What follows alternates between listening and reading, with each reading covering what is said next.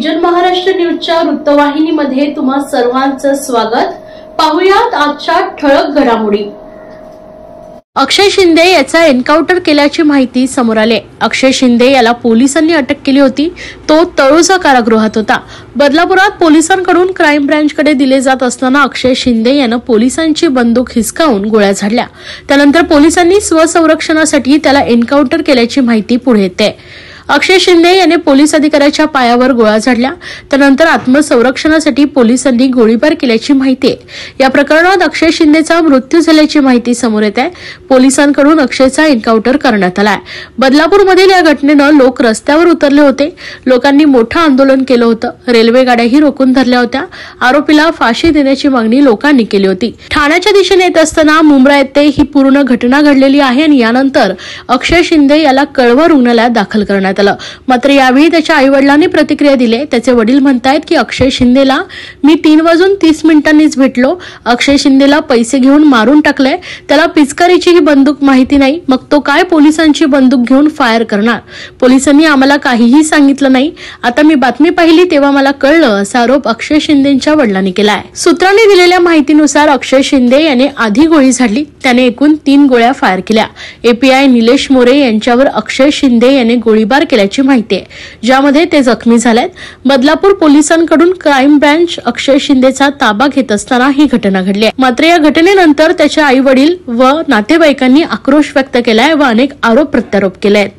मला सांगितलं होतं की पोलीसवाले लोकांनी आम्हाला मारलं। मला वाचायला येत नाही, तर ते काय असेल तर ते टाकून दे कुठेतरी कचऱ्यामध्ये। तर काय लिहून दिलं तर ते माहित नाही, त्यालाच माहित होतं काय होतं।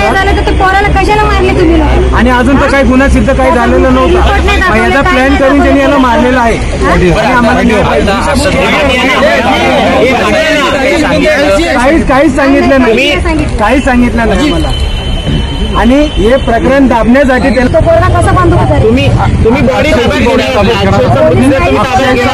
बॉडी आम्ही ताब्यात घेणार नाही। आम्हाला न्याय भेटायला पाहिजे, आम्हाला न्याय पाहिजे। आम्ही बॉडी ताब्यात घेणार नाही आणि याच्या चौकशी व्हायला पाहिजे पूर्ण आजपर्यंत। आणि शाळा प्रश्नाचा पण याला जबाबदार आहे। आणि याच्या शाळेतले जेवढे हातबंदे असतील तर त्यांना पण शिक्षा व्हायला पाहिजे।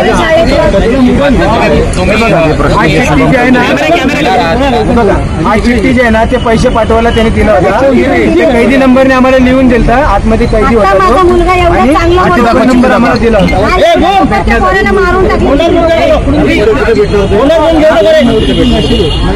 नाही हे पोस्टमध्ये तुम्हाला कोणावर संशय आहे?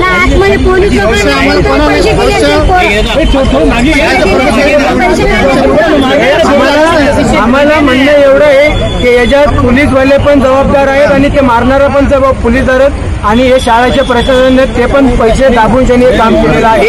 एक आरोप केला जातोय की अक्षयनं पहिल्यांदा पोलीस अधिकाऱ्यांची बंदूक हिसकावून घेतली। हे होऊ शकत नाही। आम्ही जे बोलणं केलेलं आहे आणि तो आतमध्ये गेला होता आणि आम्हाला सांगितलं नाही की 5:30 वाजता तो घेऊन जाणार। आम्हाला काहीच सांगितलेलं नाहीये। तो आतमध्ये वैतागलेला होता? नाही, काहीच नाही। तो हसून खेळून त्याने आतमध्ये गेला साहेब। तो बोलला की मला 4 पैसे पाठव खायला, आम्ही चाललो आहे। हे बघा आम्हाला नंबर पण दिलेला आहे। हा नंबर बघा, हे बघा, हे बघा, इकडे दाखवा, इकडे हे बघा, हा नंबर पण दिलेला आहे।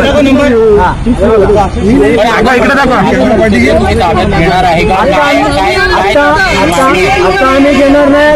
जे जबाबदार आहेत त्याला शिक्षा भेटायलाच पाहिजे।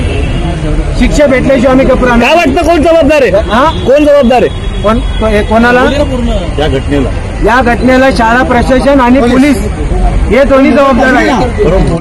सर्व नागरिकांना आवाहन करण्यात येत आहे की सध्या डासांमार्फत पसरणाऱ्या डेंग्यू या आजाराचा प्रसार रोखण्यासाठी प्रत्येकाने पुढील प्रमाणे कार्यवाही करावी। डेंग्यू आजार एडिस इजिप्ती हा डास चावल्याने होतो। या डासांची पैदास साचलेल्या किंवा साचवलेल्या स्वच्छ पाण्यामध्ये होते। 8 दिवसांपेक्षा जास्त दिवस पाणी उघडे व साचून राहिल्यास त्यात डास अंडी घालतात। अंड्यांच्या अळ्या तयार होऊन पुढे डास तयार होतात। यासाठी आपल्या घरातील पाणी साठे उदाहरणार्थ बॅरल्स, पिंपे, टाक्या, हौद, रांजणे इत्यादी दर आठवड्याला रिकामे करून घासून पुसून कोरडे करून पुन्हा भरावे। एक दिवस कोरडा दिवस म्हणून पाळावा. पाणी साठ्यांना घट्ट झाकणे बसवावीत किंवा जुनी साडी, चादर, धोतर यांनी बांधून झाकून ठेवावीत, म्हणजे डास त्यात जाऊन अंडी घालणार नाहीत. घराच्या गच्चीवर, आजूबाजूला, अंगणात कोठेही पाणी साचू देऊ नये. भंगार सामान उघड्यावर टाकू नये. उदाहरणार्थ टायर्स, प्लास्टिक सामान, कुंड्या, टाकाऊ वस्तू इत्यादी. अशा सामानात पावसाचे पाणी साठून त्यात डेंग्यूच्या डासांची पैदास होते. घरातील कूलर्स, फ्रीजच्या पाठीमागील ट्रे हे देखील वेळोवेळी कोरडे करावेत. लक्षात ठेवा, नुसत्या फवारणीने डास घनता कमी होत नाही, तर त्यासाठी डास पैदास ठिकाणे नष्ट करणे ही आपल्या सर्वांची जबाबदारी आहे. कोणताही ताप अंगावर न काढता जवळच्या शासकीय रुग्णालयात मोफत औषधोपचार घ्या. अशा प्रकारे नागरिकांनी सहकार्य केल्यास डेंग्यूचा प्रसार रोखणे सहज शक्य आहे. ठाणे पूर्व कोपरी येथील दौलतनगर को-ऑप हाऊसिंग सोसायटीचा विकास क्लस्टरच्या माध्यमातून करण्याचा एकमुखी ठराव सोसायटीच्या विशेष सर्वसाधारण सभेत मंजूर झालाय. क्लस्टर विकासामुळे सभासदांना प्रशस्त घर, उद्यान, जॉगिंग ट्रॅक, अंतर्गत रस्ते, पार्किंग, स्विमिंग पूल इत्यादी सुविधा उपलब्ध होणार आहेत. मात्र काही मुठभर सभासदांनी स्वार्थासाठी कांगावा करत विकासाविरोधात भूमिका घेतली. या अपप्रचाराला उर्वरित 200 सदस्य बळी पडले नाहीत आणि पडणार नाहीत असं स्पष्टीकरण आज एका पत्रकार परिषदेत कार्यकारी मंडळाने दिलंय. पत्रकार परिषदेला सोसायटीचे अध्यक्ष अनिल गुलाटी, सचिव महेश कर्णा, खजिनदार रमेश जेवानी, कार्यकारी मंडळ सदस्य आणि सभासद उपस्थित होते. दौलतनगर को-ऑप हाऊसिंग सोसायटी ही सुमारे 60 वर्ष जुनी आहे. सोसायटीला 2002 पासून C1 अतिधोकादायक इमारत म्हणून अनेक नोटिसा मिळाल्या आहेत. सध्या सर्व रहिवासी हे जीव मुठीत धरून धोकादायक इमारतीत राहत आहेत. काही लोकांना याचं गांभीर्य नसल्यामुळे स्वतःच्या स्वार्थासाठी ते इतर सभासदांना भडकवत आहेत. तसेच मॅनेजिंग कमिटीला विचारात न घेता बिल्डरला त्रास देऊन डेव्हलपमेंट थांबवण्याचा प्रयत्न करत असल्याचा आरोप सोसायटीचे अध्यक्ष अनिल गुलाटी यांनी केलाय. माझं नाव महेश राधाकिशन कर्णा.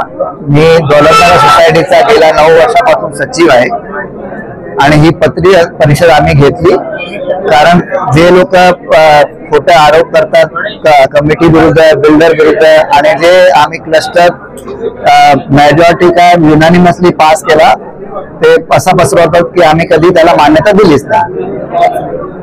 कारण काय आमची सोसायटी आता 2002 पासून धोकादायक डिक्लेअर झाली. TMC दरवर्षी नोटीस देते आणि आता तरी 2 बिल्डिंग डिमॉलिश साठी पण आता नोटीस आली आहे. उद्या ते बिल्डिंग डिमॉलिश केली तर लोक कुठे जाणार, 200 परिवार कुठे जाणार. ते सगळं बघून आम्ही पत्रकार परिषद के लोकांना समजलं पाहिजे की हे स्वतःच्या हितासाठी किंवा स्वतःच्या पर्सनल इंटरेस्ट साठी हे सगळे करतात. असं आहे. आमच्या बरोबर मेजॉरिटी लोक आहेत, सगळे मेजॉरिटी आमच्या बरोबर आहे. 8-10 लोक आहेत आणि जे लोक त्यांच्या बरोबर त्यांना मिसगाईड करतायत, खोटी बातमी पसरवतात. हे सांगतात की तुम्हाला तुमची जी बिल्डिंग होईल ती पार्शिवाडीच्या बाजूला तुमचीच बिल्डिंग होणार किंवा तुम्हाला त्याच बिल्डिंग मध्ये अकोमोड करणार आहे. म्हणून आम्ही आज ते प्लॅन आलंय आमच्याकडे, ते त्या मेंबर लोकांना पण दाखवणार आहे आणि त्यांना सांगणार आहे असं काही नाहीये. आमची बिल्डिंग जी हरिश्चंद्र राऊत रोड आहे, पहिली बिल्डिंग आमची येणार आहे. त्याच्यानंतर अजून 5 टॉवर आहे आणि स्लम एकदम जो आपला मराठी शाळा आहे पार्शिवाडीला एंड साईडला, तिथे ती बिल्डिंग येणार आहे.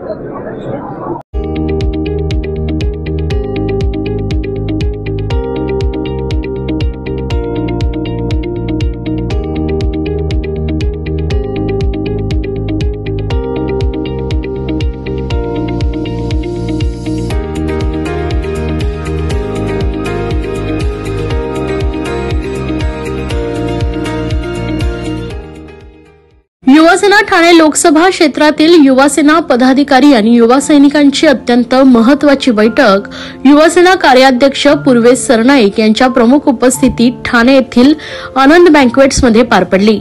या बैठकीत पक्ष संघटन आणि आगामी विधानसभा निवडणुकीच्या दृष्टीने युवा सैनिकांना मार्गदर्शन करण्यात आले. यावेळी पूर्वेश सरनाईक यांनी उपस्थितांशी संवाद साधला.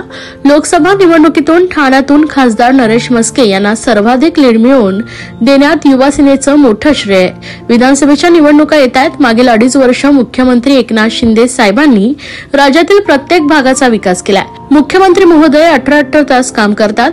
2.5 वर्ष त्यांनी आपल्याला ताकद दिली। आता त्यांच्यासाठी प्रत्येक युवा सैनिकांनी विधानसभा निवडणुकीच्या मैदानात उतरलं पाहिजे, असं आवाहन युवासेना कार्याध्यक्ष पूर्वेश सरनाईक यांनी युवा सैनिकांना केलंय।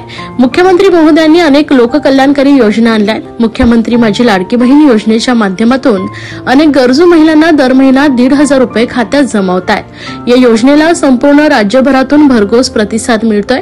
मुख्यमंत्री साहेबांनी आणलेल्या या योजना आपल्या युवा सैनिकांनी घरोघरी पोहोचवल्या पाहिजेत।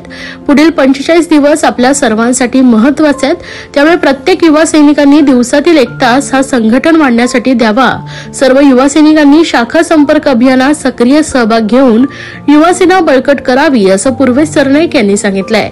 तसेच सोशल मीडियाचा प्रभावी वापर युवा सैनिकांनी करून पक्ष संघटनेला बळ द्यावं, असंही त्यांनी म्हटलंय। यावेळी युवासेना ठाणे लोकसभा अध्यक्ष नितीन लांडगे, विराज निकम, युवासेना कोर कमिटी सदस्य स्वप्नील लांडगे, सिद्धार्थ पांडे, सिद्धेश अभंगे, युवासेना ठाणे विधानसभा अध्यक्ष जितेश गुप्ता, ओवळा माजीवाडा विधानसभा अध्यक्ष देवेंद्र साळवी, कोपरी पाचपाकडी विधानसभा अध्यक्ष ऋषिकेश माने, युवती सेना कोर कमिटी सदस्या पूजा लोंढे, क्षितिजा कांबळे, श्वेता सुयोग व श्वेता म्हात्रे यांच्यासोबतच युवासेना पदाधिकारी व युवा सैनिक मोठ्या संख्येने उपस्थित होते।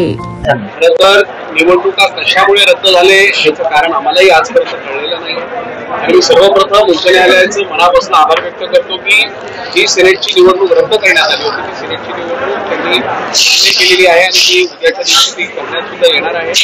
मी आपल्या सगळ्यांना एवढंच सांगतो की युवा सेनेच्या वतीनं या सिनेटच्या निवडणुकीमध्ये आम्ही एकही उमेदवार दिला नव्हता आणि आम्ही या निवडणुकीमध्ये पूर्णपणे ज्या पद्धतीनं आता राजकारण तापलेलं आहे आम्ही एबीव्हीपीला पूर्ण पाठिंबा देण्याचा निर्णय घेतलेला आहे आणि आम्हाला विश्वास आहे 10 पैकी 10 उमेदवार हे अखिल भारतीय विद्यार्थी परिषदेचे या सिनेटच्या निवडणुकीमध्ये निवडून।